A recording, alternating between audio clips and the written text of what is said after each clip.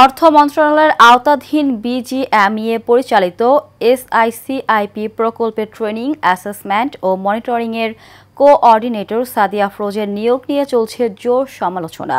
তার স্বামীর দেশ ও বর্তমান সরকার বিরোধী বিভিন্ন অপপ্রচার ও আওয়ামী সংশ্লিষ্টতা নতুন করে প্রশ্ন তুলেছে কারা আওয়ামী দোসরদের পুনর্বাসনের চেষ্টা করছে।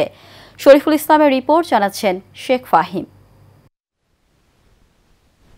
দেশের তৈরি পোশাক শিল্পের সবচেয়ে বড় সংগঠন বিজিএমইএ দীর্ঘদিন ছিল স্বৈরাচার আওয়ামী লীগের দখলে।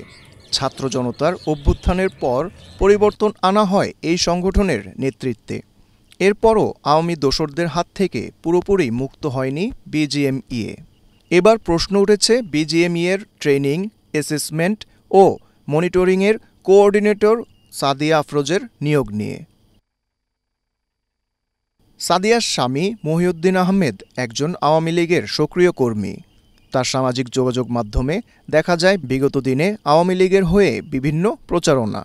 এমনকি গত ৫ই আগস্ট ছাত্র জনতার রক্তের বিনিময়ে অর্জিত নতুন বাংলাদেশেও তিনি জুলাই অভ্যুত্থান ও বর্তমান সরকারের বিভিন্ন কর্মকাণ্ডের ঘোর বিরোধিতা করে অপপ্রচার চালাচ্ছেন। শুধু তাই নয়, দেশবিরোধী বিভিন্ন উস্কানিমূলক পোস্ট দেয়া, বিএনপি, জামাত ও এনসিপি নিয়ে বিরূপ মন্তব্য, শেখ হাসিনা ও আওয়ামী লীগের পক্ষে জনমত গঠনের চেষ্টাও করেছেন তিনি। এমন একজন ব্যক্তির স্ত্রীকে বিজিএমইএর গুরুত্বপূর্ণ দায়িত্বে রাখা নিয়ে চলছে জোর সমালোচনা।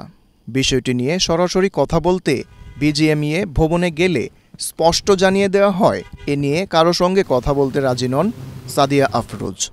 এমনকি তার অফিসেও যেতে দেওয়া হয়নি এশিয়ান টিভির প্রতিবেদককে। নাম্বার চাইলাম, ওটা নাম্বার দেয় না, বললো ওয়েবসাইট থেকে নাম্বার দিতেছি। তাহলে আমি কি বলবো? আমি বললাম যে এই কথাটা বলেন আপনারা, ওনারে বলেন, আমার আপনি এটা প্রশ্ন করছেন, আমি ওনারে বলছি, আমি বললাম সরাসরি কথা বলেন। Sheikh Fahim, Asian television.